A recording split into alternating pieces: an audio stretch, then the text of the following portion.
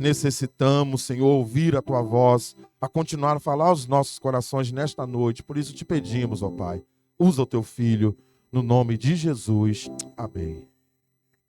Meus irmãos, a paz do Senhor, glória a Deus. Nós ouvimos aqui algumas vezes que Deus está Isso. É tão bom quando estamos num ambiente onde ouvimos louvores como os de hoje, todos os cultos, na verdade. Mas se você analisar, assista depois no YouTube, todos os louvores mencionados nessa noite, vocês vão observar que tem uma sequência de adoração a Deus, de exaltação a Deus, de controle de Deus, de soberania de Deus. Pelo menos umas 3 ou 4 vezes eu ouvi esta frase: Deus está no controle. Como eu me alegrei com isso. Abra sua Bíblia no livro do profeta Isaías, capítulo 46. Profeta Isaías, capítulo 46. Nós vamos fazer uma leitura. Estarei lendo, você acompanha aí na sua versão, os versículos 9, 10 e 11. Pronto. Isaías 46, isso, versos 9, 10 e 11, que diz assim a palavra do Senhor: Lembrai-vos das coisas passadas desde a antiguidade, que eu sou Deus e não há outro. Eu sou Deus e não há outro semelhante a mim. Versículo 10. Que anuncio o fim desde o princípio, e desde a antiguidade as coisas que ainda não sucederam. Que digo, o meu conselho subsistirá, e farei toda a minha vontade. Chamando do Oriente uma ave de rapina e de um país remoto o homem do meu conselho, sim, eu o disse e eu o cumprirei. Formei esse propósito e também o executarei. Pode se assentar, amados irmãos. Queridos, nós estamos vivendo dias difíceis. Mas esses dias difíceis que estamos vivendo foram dias profetizados pela palavra de Deus. Quando nós observamos Timóteo, Tito, Pedro, João, escrevendo as suas epístolas, Jesus, falando algumas palavras nos evangelhos narrados pelos evangelistas, nós vamos observar que a tendência são essas coisas aumentarem. Por falta do amor, ou melhor, por motivo do amor se esfriando, por causa de tantas coisas que acabam entrando no coração do homem, por causa de situações tantas que o homem vai se afastando. Eu estava pensando esta semana começou domingo, na verdade, né? Mas eu estava pensando que da década de 40 para cá, quantas coisas mudaram. Se nós pararmos para analisar e observarmos o telefone, criado por Graham Bell, ele foi uma bênção ou foi uma maldição? Uma bênção. E o que o inimigo faz? Antigamente nós chegávamos nos orelhões da vida, no centro do Rio, e víamos lá vários anúncios que esquece, como diz a juventude. Porque o inimigo, ele tem a tendência a pegar aquilo que Deus cria, que é bom para a sociedade. Hoje eu estava numa turma ontem e falei assim para a turma: o smartphone é bênção ou maldição? Aí um aluno falou: depende. Eu falei: opa, o meu é bênção. Se o teu depende, alguma coisa está errada aí. Se o teu depende, é porque você está usando ele em alguns momentos de uma maneira não adequada. O meu é bênção. O meu é para o meu uso, para os meus estudos, para a minha informação, para os contatos, e como é o seu, e de maneira geral, de maneira que nós utilizamos de uma maneira boa. É uma ferramenta boa que Deus nos dá, mas o inimigo, ele vai pegando as ferramentas boas que Deus vai trazendo, o que Deus dá inteligência. Poderíamos falar aqui de outros tantos exemplos, e aí o inimigo, ele vai trazendo coisas ruins para a sociedade, e isso está aumentando. E quando nós lemos o texto que lemos, nós vamos observar o contexto que o profeta Isaías, o profeta messiânico, O profeta que vai profetizar 700 anos aproximadamente antes de Cristo Jesus, o profeta que mais vai falar sobre a vida de Jesus nesta terra, esse profeta ele está alertando o seu povo contra a idolatria e contra o cativeiro babilônico. Só que ele não está falando que o povo não vai para o cativo, não. O que ele está dizendo, se a gente parar para analisar o livro do profeta Isaías, nós vamos dividi-lo em duas grandes partes.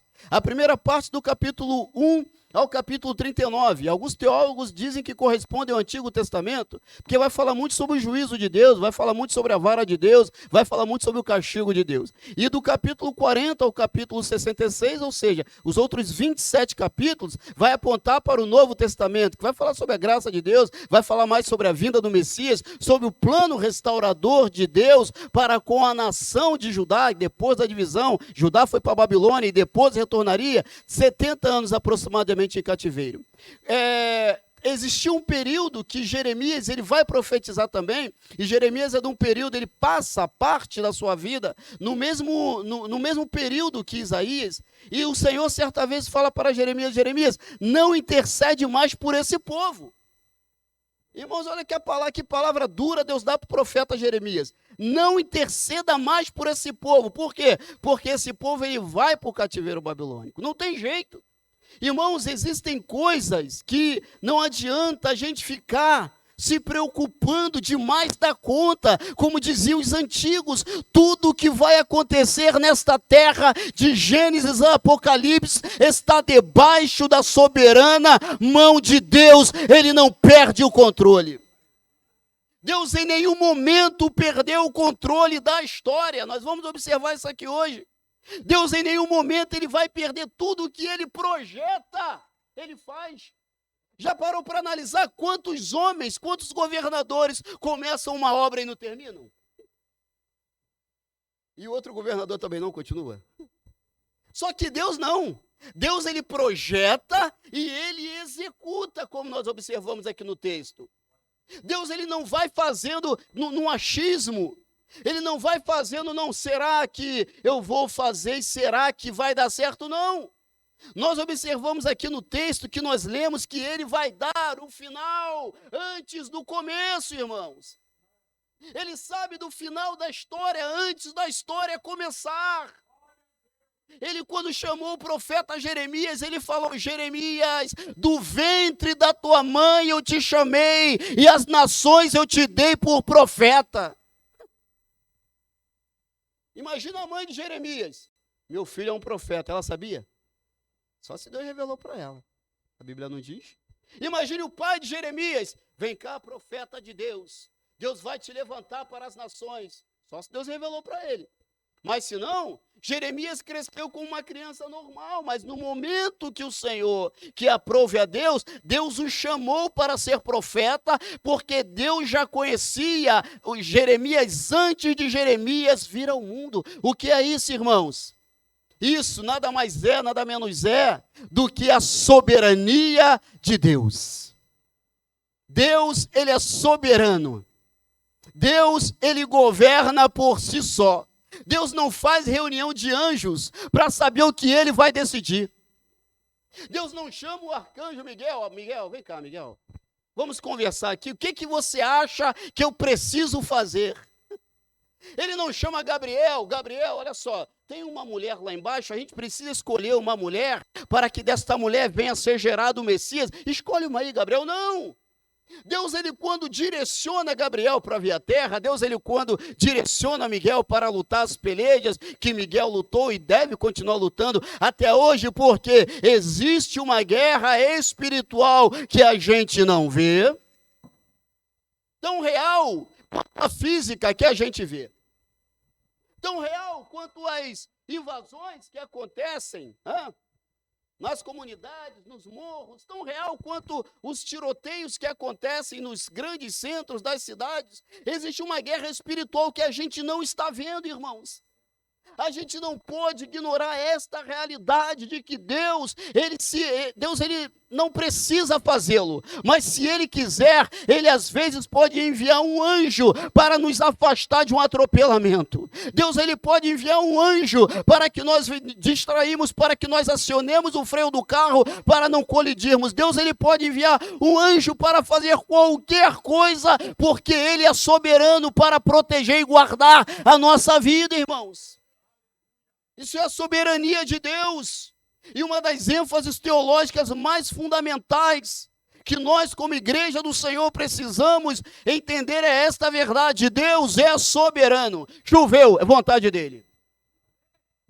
Fez sol, é a vontade dele.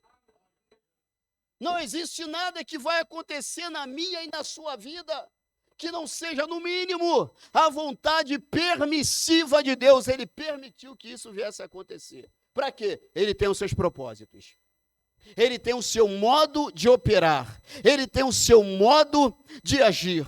Então nós vamos observar no verso que nós lemos, o Senhor utilizando o profeta Isaías, falando para o povo de Israel: olha, povo de Israel, não há outro Deus. Versículo 9, lembrai-vos das coisas passadas. Desde a antiguidade. Lembrar das coisas passadas, irmãos. Quando nós estamos aqui hoje, é porque aconteceu alguma coisa ontem. Óbvio. É porque alguma coisa aconteceu mês passado. Óbvio. É porque alguma coisa aconteceu ano passado. Lógico. Aqueles que têm mais de 4 décadas igual a mim, é porque 4 décadas atrás, de 3, de 2, foram acontecendo algumas coisas. E por que chegamos até aqui? Lembra que é o Senhor que nos conduz pela mão para chegarmos até aqui. Passamos aí períodos difíceis. Passamos aí adversidades, passamos por problemas e enfermidades, vimos o mundo aí chorar, tantas mortes, e quem te trouxe até aqui foi a forte e soberana vontade de Deus, irmãos. Não há outro Deus igual ao Deus a qual nós servimos, basta a gente lembrar.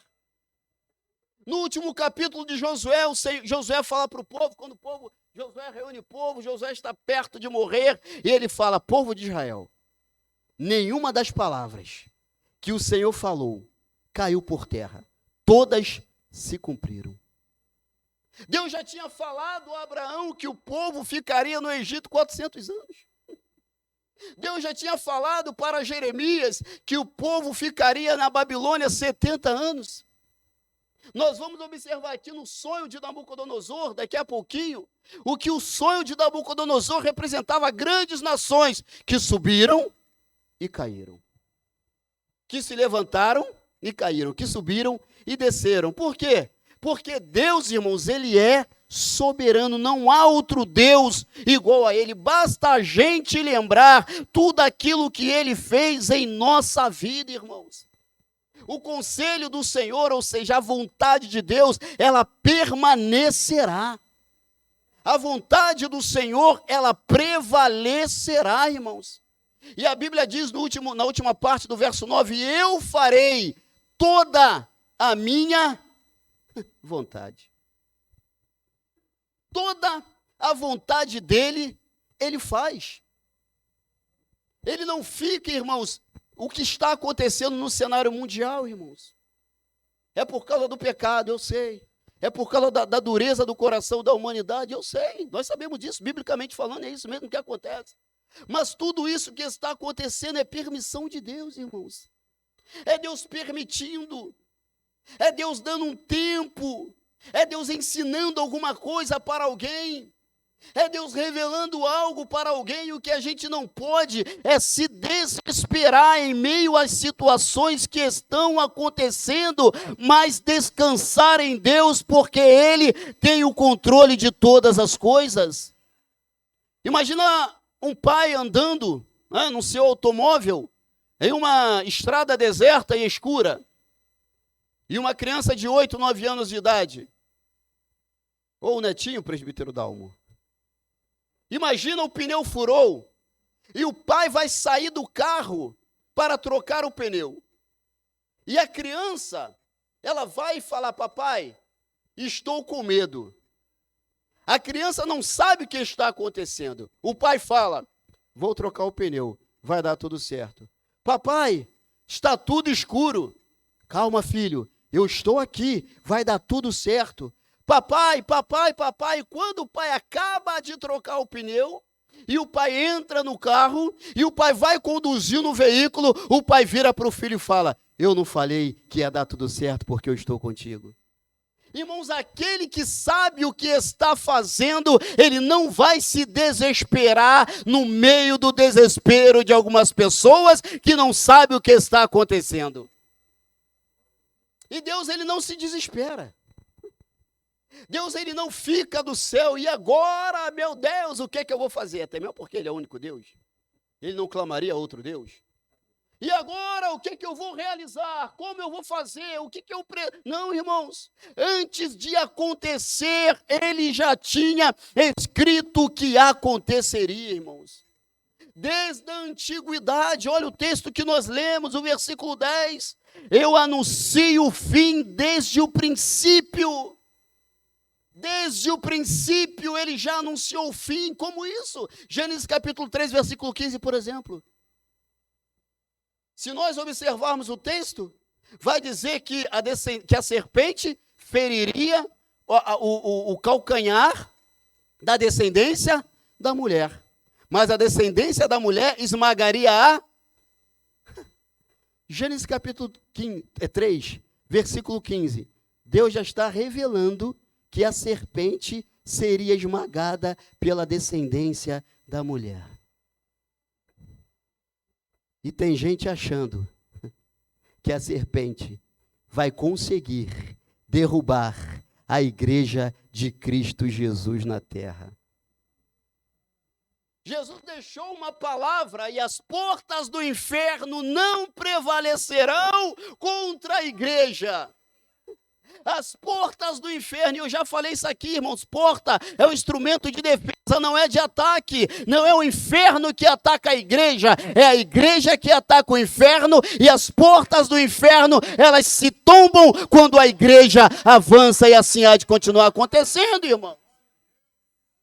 Assim há de continuar acontecendo, por quê? Porque nós somos bons? Não, porque Ele garante que vai continuar acontecendo. Porque a palavra dele, irmão, se cumpre. Ele declara o fim antes das coisas começarem a acontecer. O fato de nós estarmos aqui hoje, que dia é hoje? 4 de outubro de 2022. Para nós é novidade. É o presente para ele. Ele é presciente, irmãos. Ele é presciente. Ele já está vendo o que vai acontecer. Que dia? Não, estou pensando no dia 29. Não, dia 28, né? Dia 29 também. Ele já sabe o que vai acontecer, irmãos. Não, estou pensando no dia 30, na verdade. É dia 30, mas eu pensei dia 29, na verdade, né? Ele já sabe o que vai acontecer dia 29 de outubro. Ele já sabe o que vai acontecer dia 30 de outubro. Ele já sabe o que vai acontecer, irmãos, todos os dias. Porque ele não está preso no presente. Ele é presciente, irmãos. Então, desde o princípio, por favor, põe no Data Show, Romanos capítulo 4, versículo 17. Romanos 4, 17. Põe aí, por favor. Como está escrito, por Pai de muitas nações te constituí, perante aquele no qual creu, a saber, Deus, o qual vivifica os mortos e chama as coisas que não são, como se já...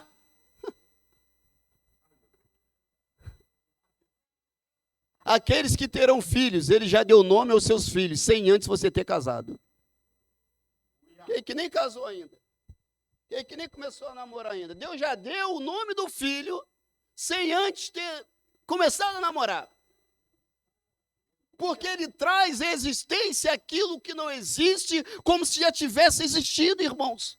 Basta nesse tempo, entre aquilo que ele quer e o fato acontecer, nós andarmos segundo o propósito e a vontade de Deus.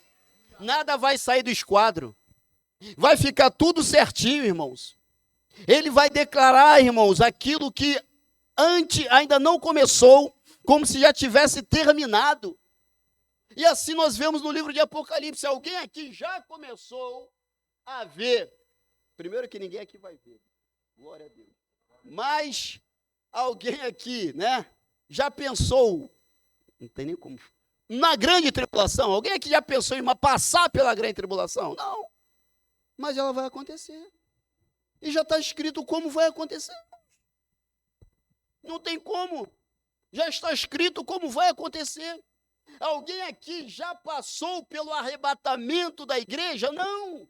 Mas ele já falou como vai acontecer. Vai ser de repente num piscar de olhos. Vai ser num piscar, vai ser de repente. Mas como? Não sei, mas vai ser num de repente. Mas será que vai acontecer? Não, não tem será que vai acontecer. Vai acontecer porque ele disse que vai acontecer, irmãos. A gente simplesmente crê na palavra dele, a gente não pode duvidar. A gente precisa, quer ver, eu estava pensando hoje, pastor Robson, naquele louvor, braço de ferro, punho de aço, esse é o Deus que eu conheço. Quando o quê? Quando decide, não muda decreto, faz. E a gente canta, irmãos. E a gente tem que acreditar no que a gente canta. E a gente precisa acreditar naquilo que a gente canta. Ele é forte, ele é poderoso, ele é onipotente, ele é onisciente.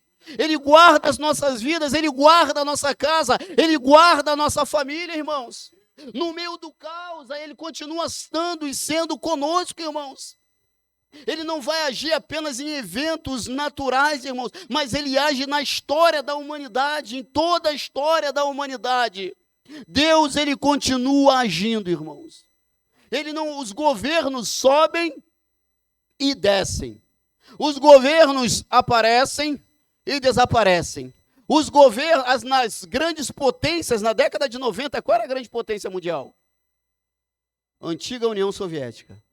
E hoje? E daqui a 100 anos, se Jesus não voltar? Não tenho a mínima ideia.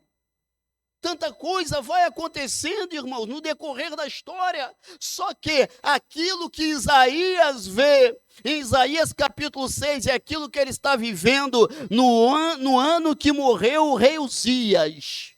Ele viu o Senhor assentado no alto e sublime trono. A União Soviética virou Rússia. Outros países mudaram de nome, mudaram a geografia, mas o nosso Deus continua sentado no seu trono e ninguém toma. E não dá nem para falar que deixa eu sentar aqui por um pouquinho de tempo. Não dá nem para falar assim, eu posso por um momento sentir o que é ser dominador de todas as coisas. Não, não, não, não, não. Essa prerrogativa é dele, porque igual a ele não existe um outro Deus. Para enfatizar essa verdade, Isaías capítulo 43, põe aí por favor, versículo 13. Alguém há que possa escapar das mãos do Senhor? Ainda antes que houvesse dia, eu sou. E ninguém há que possa fazer escapar das minhas mãos. Operando quem?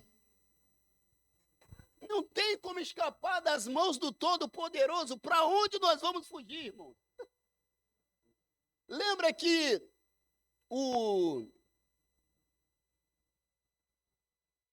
nome tão simples aqui, mas fugiu da minha cabeça. Espera aí que eu vou lembrar. Meu Deus, é a idade, hein? Qual o nome do primeiro rei de Israel mesmo, hein? Saul, é a idade, eu vou esquecendo das coisas. Lembra quando Saul, ele foi chamado por Deus? Onde é que ele foi se esconder? No meio de bagagens, irmãos. Ele vai se esconder no meio de bagagens.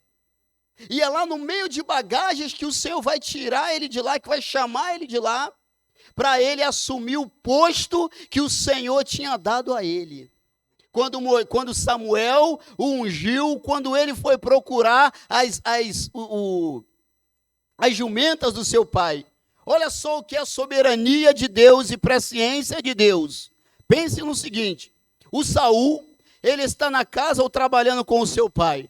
O papai de Saul, ele vira e fala assim, Saul, vai procurar as jumentas porque elas sumiram. Saul, ele vai procurar as jumentas, irmãos. Passa um dia, passa 2 dias, que a memória não me fala, foram 2 a 3 dias. E nesse ínterim, ele encontra com Samuel, que vai ungí-lo como rei. Samuel, Deus fala para Samuel, Samuel, esse aí, ó. E Deus dá a descrição de Saul e fala o que o Saul estaria fazendo. É isso aí, Samuel. Unge. Saul é ungido rei. Ele volta para casa. Quando ele chega em casa, imagina, irmãos. Meu pai pediu para eu procurar as jumentas. Não encontrei as jumentas. E agora? As jumentas já estavam no lugar que as jumentas deveriam estar. Aí tem gente que pensa que é coincidência. Irmão, não existe coincidência, irmãos. Existe operação e ação de Deus. Deus já tinha falado. Poderíamos falar de quando Samuel, ele vai ungir também Davi, que aparece o Eliabe, o mais forte, o mais alto, e o Samuel fala, esse parece com Saul, a estatura, esse é o próximo rei de Israel. Aí o Senhor fala para Samuel, Samuel, eu não olho como o homem olha para o exterior, eu estou olhando para o interior, Samuel. E passam-se os filhos de Jessé, até que acabaram-se os jovens. Não, tem um ainda, onde é que ele está? Ele está no campo, chama-o, porque não assentaremos à mesa enquanto ele não chegar. E quando Davi ele chega, o Senhor fala para Samuel, Samuel, é este aí, unge ele agora. O conselho de Deus, irmãos, ele permanece para sempre, e a sua vontade sempre será realizada. A sua vontade sempre será feita, irmãos. Tudo que Deus faz tem um propósito. Tudo que Deus faz tem uma finalidade. É como que uma pessoa que vai, uma costureira, por exemplo, que vai pegar lá um molde de roupa e vai desenhar a irmã Silene não está aqui, né, irmã André? Tem alguma outra irmã que é costureira aqui? Irmã de costureira, né? E aí vai fazer o desenho do molde lá da roupa, e depois vai cortar a roupa, só que na cabeça dela, se eu estiver errado, a irmã me corrige, ela já está vendo a roupa pronta. O pedreiro, quando ele vai medir lá, para fazer a obra, alguém está observando ele medindo, alguém está observando ele colocando lá tudo direitinho para levantar o prédio ou a casa. Alguém não imagina como vai ser, só que na cabeça dele vai ser assim.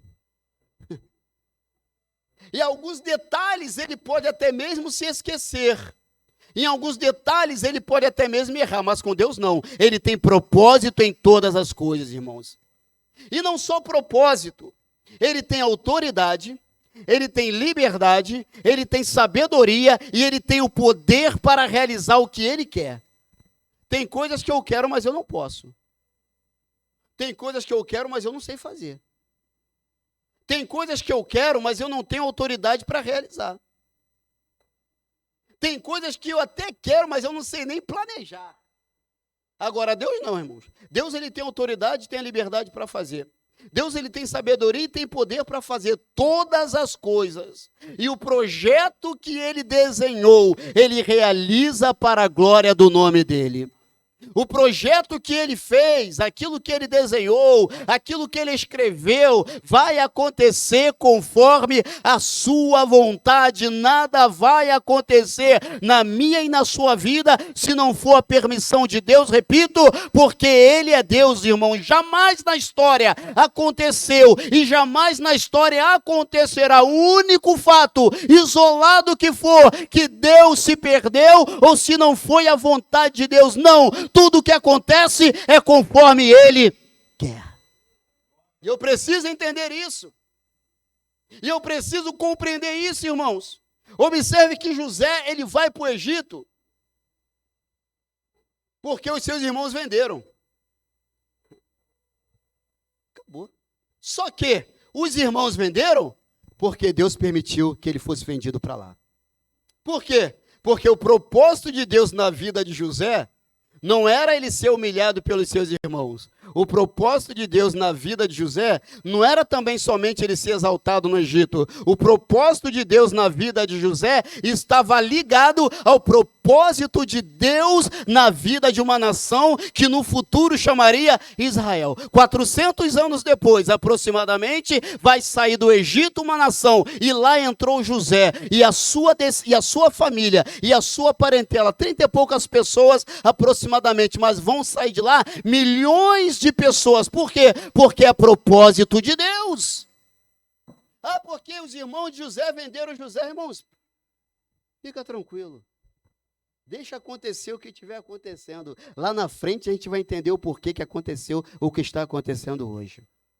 Lá na frente a gente vai observar o motivo disso ter acontecido. Observe que quando o Senhor chama Moisés, o Moisés, ele vai estar no deserto, pastoreando as ovelhas do seu sogro Jetro, cuidando das ovelhas, e ele vai ver uma sarça ardente. E aí ele observa a sarça que pegava fogo e não se consumia. E ele vai falar, não, peraí, esse negócio está estranho. E ele vai olhar de novo, e ele continua vendo a sarça ardendo e não se consumir. Ele não vai para o deserto porque as ovelhas foram para lá. Ele não vai para o deserto porque ele quis ir para lá. Ele vai para o deserto porque Deus tinha marcado com ele o encontro no deserto. Ele vai para o deserto porque Deus queria se revelar a ele, porque Deus queria falar com ele, que era tempo dele levantar-se e ir até o Egito para buscar o povo de Israel que estava sofrendo, e Deus lembrou e viu o sofrimento do povo e falou, agora é a hora do meu povo sair de lá. Moisés, é você que vai lá tirar esse povo. Então não foi porque Moisés quis, não foi porque as ovelhas foram para lá, foi porque existe uma vontade de Deus, e Deus ele vai governando as coisas nos mínimos detalhes. A gente não entende por que a gente perde o ônibus. A gente não entende por que a gente sai atrasado de casa ou sai cedo demais de casa. A gente não entende por que a gente desvia de um determinado caminho em um determinado momento. E de repente o caminho que a gente desvia pega um engarrafamento maior, a gente fala, meu Deus, por que eu vim por esse caminho? Fique tranquilo, fica tranquila, porque Ele sabe porque você foi pelo caminho do engarrafamento. Você pega um ônibus vazio, aí você fala assim, vou sentado, que maravilha. Daqui a dos 300 metros o ônibus enguiça. E você tem que descer do ônibus e embarcar no outro ônibus cheio. E você vai em pé. E você não entende por que aconteceu. Aconteceu que aquele ônibus de repente enguiça, irmão, para não ter um problema maior lá na frente, que poderia vir a acontecer, e pessoas morrerem, ou quem sabe até mesmo se machucarem. Então Deus ele vai fazendo coisas que a princípio a gente não está enxergando o fim. A gente não está observando o fim porque a gente não tem esse poder do amanhã, de prever o amanhã. Mas Ele sabe, irmãos. Imagina a Ana. Ana, quando vai orar ao Senhor, pedindo a Deus um filho. Ana está pedindo o quê, irmãos? Um filho. Que pergunta, né? Só que Deus, Ele não vai dar para Ana somente um filho. O projeto de Deus com Samuel, não era o Samuel ser filho da Ana, era o Samuel ser juiz, era o Samuel ser profeta, era o Samuel ser sacerdote, e era o Samuel ungir os 2 primeiros reis de Israel. A princípio, parece que o propósito na vida de Ana, era Ana orar para ela ter um filho, ainda que ela tivesse entregue o seu filho para ser criado junto com os filhos de Eli, o sacerdote. Só que no projeto de Deus, quando antes de Ana estar lá orando, antes de Penina ficar lá fustigando, Ana, eu tenho um filho, você não tem. Eu tenho, você não tem. Eu cana feliz, você não faz. E tal, aquela coisa toda, irmão. Deus já estava vendo Samuel ungindo Saul, ungindo Davi. Ana não tinha percebido isso, lógico, Penina muito menos, Eucana também não. Mas observe que o projeto de Deus é muito maior do que os nossos olhos conseguem alcançar. É muito maior do que aquilo que a gente consegue visualizar. É por isso que nós precisamos entender esta verdade, esta soberania de Deus, irmãos. Observe o apóstolo Paulo. Paulo, ele está indo, pega cartas a caminho de Damasco para matar crente. Início da igreja primitiva. Couro comendo para cima dos cristãos.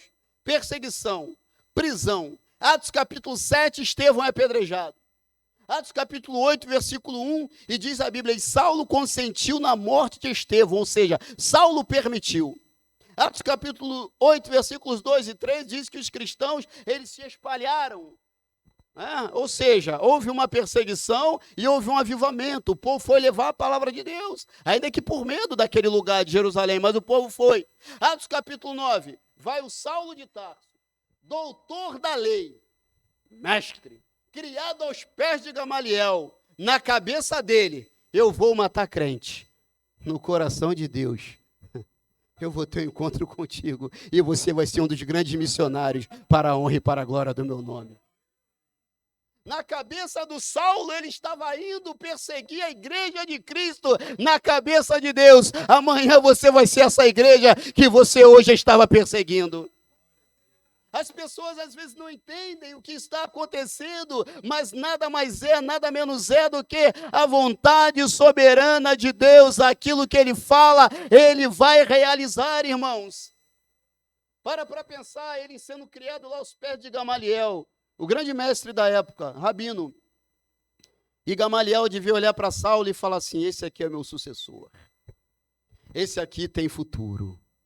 Esse aqui vai ser um grande mestre da lei. E Deus do céu olhando, Gamaliel, continua cuidando dele, porque eu vou pegar o conhecimento que ele tem de Torá, de Antigo Testamento, e vou fazer ele um dos maiores mestres, não judeus, mas da igreja que eu já fundei, Gamaliel. No coração dos homens, não dá para entender isso, mas no coração de Deus, já estava tudo definido. Só para a gente pular, ele indo para Roma. Turbulência, Euroaquilão, 15 dias aproximadamente sem ver estrelas, sem ver sol e sem ver lua. No mar, vento para tudo quanto é lado, chuva para tudo quanto é lado. O povo, né, da embarcação com medo. O Senhor vai aparecer para ele e ele vai falar assim, olha, Saulo, Paulo, não fica com medo não. Porque assim como eu falei vai acontecer. Porque através de você o evangelho vai ser pregado em Roma. E são essas palavras que ele vai mencionar para o povo. E ele vai falar ainda, olha, mas a gente vai dar numa ilha. Irmãos, Paulo não foi para Roma, né, numa embarcação, num lugar confortável, não. Primeiro ele passou pelo naufrágio. E ele vai chegar em Roma por causa da vontade de Deus. Até por víbora, irmãos.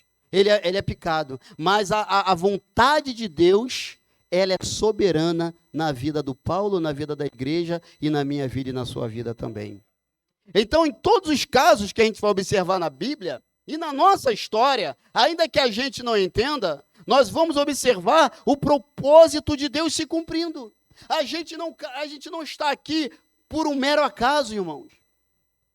A gente não mora onde a gente mora por um mero acaso, irmãos. A gente não trabalha onde a gente trabalha, ou estuda onde a gente estuda por mero acaso, não. Tem pessoas que às vezes passam na nossa vida e algumas delas também não são por acaso, estão nos ensinando algo. Ou quando não, nós estamos ensinando algo para alguém, mas independente de eu aprender ou de eu estar ensinando, existe um propósito de Deus que está se cumprindo na terra. Então observe que Deus, irmãos, Ele é soberano, até mesmo nos atos aparentemente mais aleatórios. Uma planta que nasce é a vontade dele. Uma planta que nasce e morre é a vontade dele. O tempo nublado é a vontade dele. Leia, por favor, alguém põe no Data Show, Provérbio 16:33. Provérbios 16:33.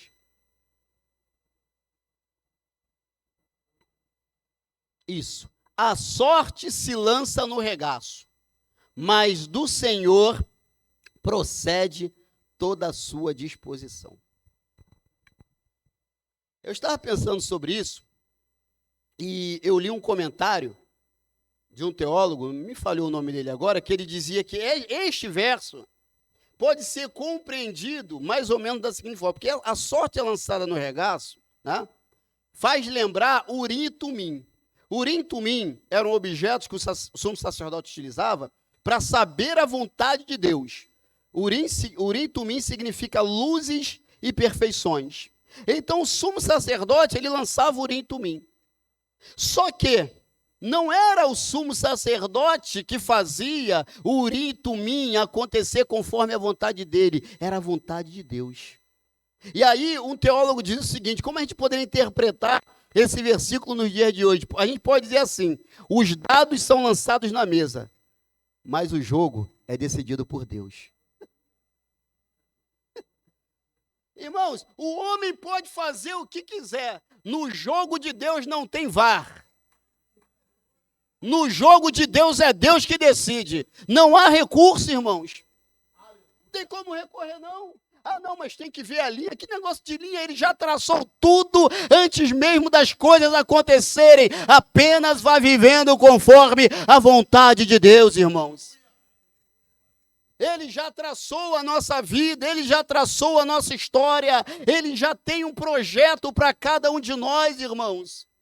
Ele já tem um projeto para a vida da sua igreja, meu amado. A gente não deve se preocupar, eu sei que às vezes existem coisas, ainda mais questão às vezes de desemprego, questões de doenças familiares, a gente fica meio abalado e tal, mas o que a Bíblia fala? O choro pode durar uma noite, ele não dura, ele pode durar.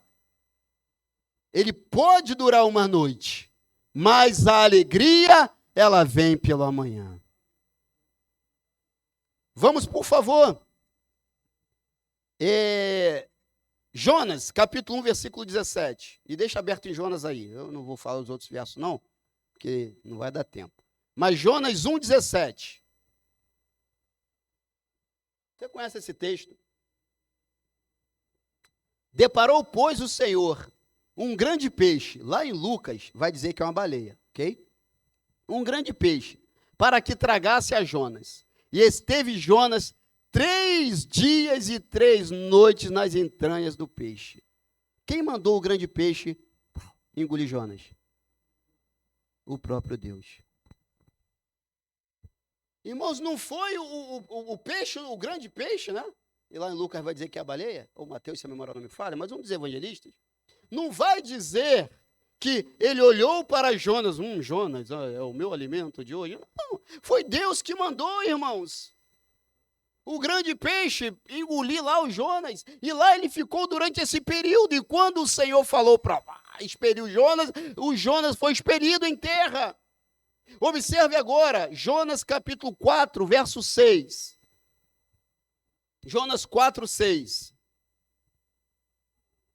E fez o Senhor Deus nascer uma boboreira, que subiu por cima de Jonas, para que fizesse sombra sobre a sua cabeça, a fim de o livrar do seu enfado. E Jonas se alegrou em extremo por causa da aboboreira. Irmão, Jonas está cansado, fadigado, deita no chão. O Senhor faz do nada uma aboboreira nascer. Alguém já viu isso acontecer? Nem eu, mas a Bíblia diz e eu acredito. Só para fazer Jonas descansar.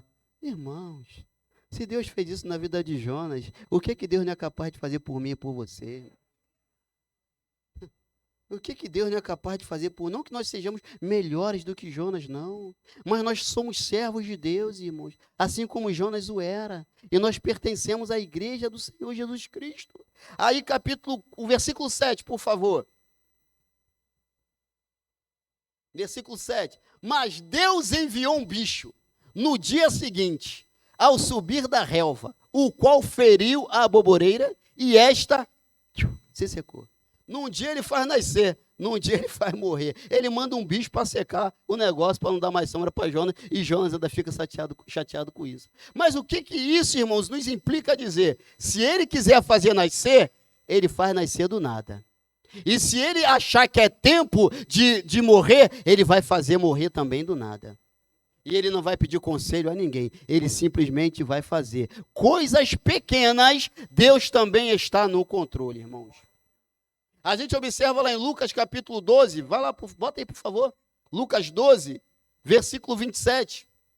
Eu ia pegar a referência de Mateus, mas eu peguei de Lucas. Considerai os lírios, como eles crescem. É porque a gente lê, irmão. A gente às vezes pega um texto, ouve, lê, e a gente às vezes não para analisar a riqueza do texto.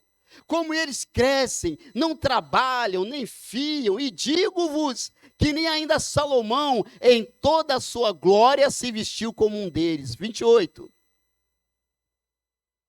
E se Deus assim veste a erva, que hoje está no campo, e amanhã é lançada no forno, quanto mais vós, homens de pequena fé. Se Deus cuida assim de uma erva, quanto mais a mim e a você, meu irmão.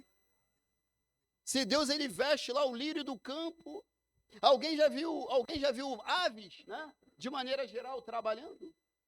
E como é que elas sobrevivem, irmãos? Alguém já viu os animais selváticos trabalhando? E como é que essa turma sobrevive? Irmãos, o que matam os animais, ou o que faz os animais entrarem em extinção e acabarem, não é um ao outro, não, é o homem.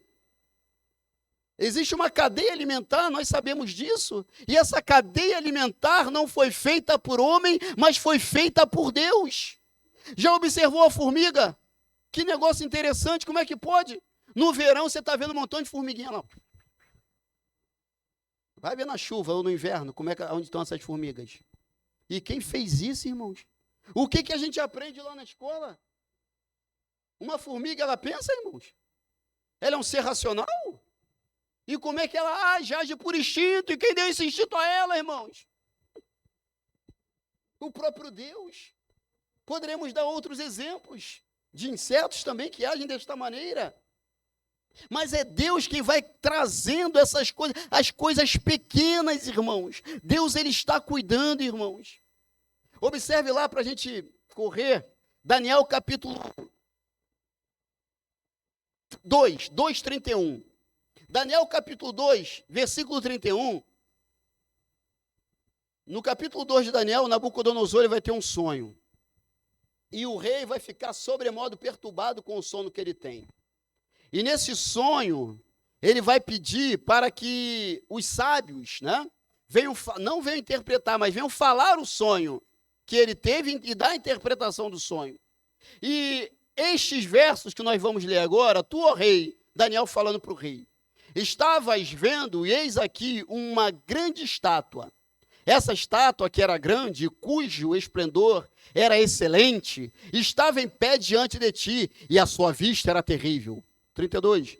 A cabeça daquela estátua era de ouro fino, e o seu peito e os seus braços de prata, seu ventre e as suas coxas de cobre, as pernas de ferro, os seus pés em parte de ferro e em parte de barro. 34. Estava vendo isso quando uma pedra foi cortada, sem mão, a qual feriu a estátua nos pés de ferro e de barro, e os esmiuçou. O 35. Então foi juntamente esmiuçado o ferro, o barro, o cobre, a prata e o ouro, os quais se fizeram como a pragana das eiras no estio, e o vento os levou, e não se achou lugar algum para eles. Até aqui, deixa esse verso, por favor, na tela. Cabeça de ouro representava a Babilônia. Peitos e braços de prata representava a próxima nação que dominaria a Babilônia, o Império Medo-Persa. Ventre e quadris de bronze, a outra nação que se levantaria, que seria a Grécia. As pernas de ferro e os pés de ferro e barro representaria a outra nação que venceria a Grécia, que fora então Roma.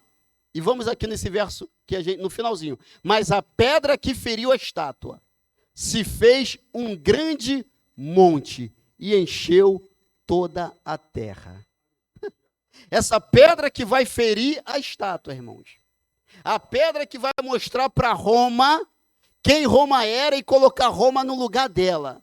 É uma pedra que a Bíblia diz que os edificadores rejeitaram. É uma pedra angular, é uma pedra de esquina, que quando bate na base derrubou todos os impérios, e desta pedra, irmãos, encheu toda a terra. E nós fazemos parte desse fragmento dessa pedra, que é a igreja de Cristo Jesus na terra, irmãos. Que é, na verdade, edificada sobre a rocha, que é Cristo. Então, observou? Os impérios se passaram. E Daniel, ele vai falar isso para o rei.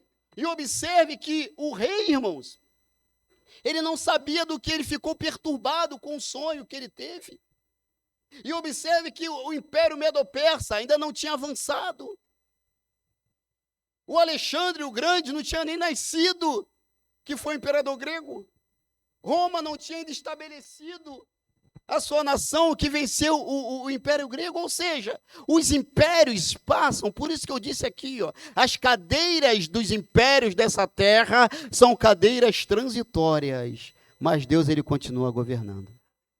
Deus, ele continua governando, irmão. Deus, ele continua governando, irmão. Ele não perde o controle. Todas as coisas podem passar, mas como diz a sua palavra, a minha palavra, ela há de se cumprir. As coisas passam, irmãos, mas a palavra de Deus, ela precisa se cumprir, porque assim como ele diz para Jeremias, eu zelo pela minha palavra, para que a minha palavra se cumpra. Então ele é soberano, os impérios passam, eles nem existiam. E Daniel vai dar a interpretação para o rei, olha, é isso que vai acontecer. Os impérios passarão, mas o reino de Deus, ele há de permanecer. O reino de Deus não termina aqui na terra, irmãos. Jesus, a gente sabe, ele vai voltar para buscar a sua igreja. A igreja vai ser arrebatada com Cristo. Depois do arrebatamento da igreja, serão 3 anos e meio de tribulação, mais 3 anos e meio de grande tribulação, totalizando 7 anos. Eu vou parar por aqui, que eu não sou o pastor Edivaldo Nascimento, né? Mestre em escatologia. Mas, irmãos, o que a gente sabe, irmãos, é que a igreja do Senhor vai subir com Cristo, irmãos. Vai estar na glória com Ele. O culto não vai ser mais aqui, o culto vai ser no céu, irmãos.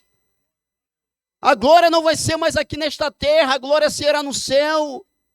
A adoração será contínua, não terão momentos de adoração, a adoração será contínua no céu. E assim há de acontecer, porque ele disse que há de acontecer, queridos. Então, Deus é soberano na história. Os impérios passam, os reinos passam, irmãos. Tudo é transitório. Quantos grandes homens, né, de grandes exércitos da terra passaram. Os imperadores romanos passaram. Imagina quantos, eu já falei isso aqui, os imperadores romanos perseguindo a igreja de Cristo. Nero, por exemplo, ano 68 aproximadamente, depois de Cristo. Diocleciano, que foi um imperador terrível. Irmãos, a gente já ouviu aqui algumas vezes pessoas falando, ensinando, pegavam crente, colocavam crente, irmãos, pendurado assim nos postes, colocavam fogo para iluminar as ruas. E a igreja do Senhor, Deus, vai colocando fogo em um, vai nascer mais e a minha igreja vai avançando. Eles estão dando testemunhos, eles estão sendo minhas testemunhas, homens e mulheres morrendo por causa do amor ao evangelho, e eles não iam para lá, para os leões comerem, né? Qual o nome daquele lugar mesmo lá em Roma, gente, que botava os leões lá? O Coliseu de Roma, né, na arena. Não, irmão, eles não iam para lá tristes, meu Deus, o que vai acontecer? Por que isso está acontecendo? Irmãos, aquela turma devia para lá louvando a Deus, obrigado, Senhor, nega, não nego, nega, não nego, nega, não nego, Deus não fez nada contra mim, nega, não nego, irmãos. E aquelas pessoas morriam felizes, deviam morrer louvando e engrandecendo ao nome do Senhor. Mas Deus perdeu o controle? Não, Ele continuou governando, porque a vontade dEle é soberana, irmãos. E Ele dá a cada um aquilo que a gente consegue suportar. Ele não dá prova para mim e para você que a gente não consiga suportar. A prova que Ele nos dá são provas que a gente consegue suportar, mesmo chorando. Mesmo chorando, mesmo, às vezes, né, triste, mesmo às vezes triste. É a prova que ele nos permite suportar. Ele sabe que a gente pode e consegue suportar essa prova. Então ele não perde o controle. Basta a gente seguir na direção que ele tem para cada um de nós. Quer ver uma coisa? Hoje nós estamos na casa de Deus. Quantas pessoas aqui não nasceram em berço evangélico? Levanta a mão. Isso. O que você estava fazendo há 25 anos atrás? Se você não tem 25 anos de crente. Deixa quieto. Eu também, deixa quieto. Deixa quieto. Um fala deixa quieto igual a mim. Outro fala misericórdia. Outro fala olha aí. E por aí vai, irmãos. Aí sabe o que Deus fez? A gente estava lá, na rua. Pagode da vida, no baile da vida, na correria da vida, aquela coisa toda da vida. Né, irmão Davi? Aquela coisa toda da vida. Aí, Deus nos alcançou. Quando Deus nos alcança, na nossa cabeça, a gente aceita Jesus, a gente vem para a igreja com a Bíblia embaixo do braço, feliz da vida. Por quê? Porque a gente é salvo em Cristo Jesus. Só que na mente de Deus, os anos vão passando. E além de salvo, Deus vai nos dando a possibilidade de trabalhar na sua seara. Aquilo que a gente olhava quando estávamos no mundo, que a gente não imaginava acontecer, Deus vai permitindo acontecer. Deus, ele vai fazendo na nossa vida. A gente nem pensava, a gente nem imaginava, mas Deus já tinha preparado tudo, irmãos. Por isso que eu falei que o dia 4 de outubro de 2022, quando a gente estava lá no mundo, Deus já estava vendo esse dia, Deus já sabia quem ia louvar, quem ia tocar, quem ia ministrar a palavra, quem ia estar presente. Deus sabia até quem ia assistir pelas redes sociais. Porque ele é soberano. Porque ele é presciente, irmãos. Então Deus, ele nos trouxe do lamaçal do pecado para a sua maravilhosa luz. Ele nos acolheu, nos concedeu o arrependimento. Por quê? Porque ele controla a nossa vida no mínimo detalhe, irmão. Eu falava assim para minha mãe, eu sei que a senhora está no caminho certo, eu sei que o que a senhora faz é certo, mas quando eu tiver velhinho, eu vou aceitar Jesus e vou para a igreja, mãe. Quando eu tiver meus 60 anos, deixa eu curtir a vida aqui, deixa eu fazer as minhas coisas. Só que no projeto e no plano de Deus, irmãos, Deus já estava falando, Manuel, você vai ficar velho antes do tempo. Não vai ser com 60 anos, você vai vir para o meu regaço, não. Para perto de mim, não. Então a gente não imaginava o que Deus poderia fazer em nós. Por nós e através de nós. Então ele toma conta da minha vida nos mínimos detalhes. Se ele tomou conta da sua vida até hoje, por que a gente duvida que ele vai tomar conta da nossa vida daqui a 30 minutos? O amanhã pertence a Deus. Descanse no Senhor. Espere no Senhor. Enquanto a gente está na correria dessa vida, Deus, irmãos, volto a falar, não perdeu o controle. Faça um experimento. Pega uma criança, Lucas. Pega a sua filhinha. Ela está com quantos anos? 3? 2? Daqui a 3, 4 anos, pega ela. Leva ela no shopping. Leva ela em alguma lanchonete. E fala assim, filha, nós vamos comer aqui. De preferência que paga depois. E depois você fala para ela, e agora, quem é que paga? Eu duvido que ela não vai falar, Senhor, papai. Porque ela sabe que o pai que chamou garante o resultado. E se os nossos filhos sabem e podem e conseguem confiar em nós, por que nós, como filhos, não vamos confiar no nosso Senhor e Salvador Jesus Cristo? Salmo 103, verso 19, para eu terminar nessa noite. Salmo 103, 19. O Senhor tem estabelecido o seu trono nos céus, e o seu reino domina sobre tudo. Irmãos, tudo governa.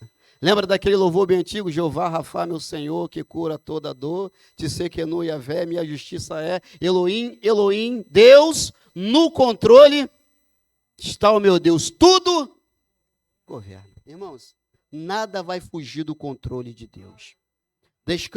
Descansemos o nosso coração. Fazemos tudo o que a gente precisa fazer. Deixa eu dar um exemplo aqui, e eu termino. Você já viu um jardineiro? Todo mundo sabe aqui, né? O que o jardineiro faz, né? Ele vai plantar e vai cuidar do jardim. Ou o agricultor, aquela pessoa que vai lá plantar para colher lá um produto. Essa pessoa, né, ou uma equipe, vai preparar a terra. Preparou antes, né? Depois ela vai lançar a semente. Não precisa nem ser agro para a gente entender disso, né? Já aprendeu na escola. Lançou a semente. Com o tempo, ela vai cuidando daquela plantação ali para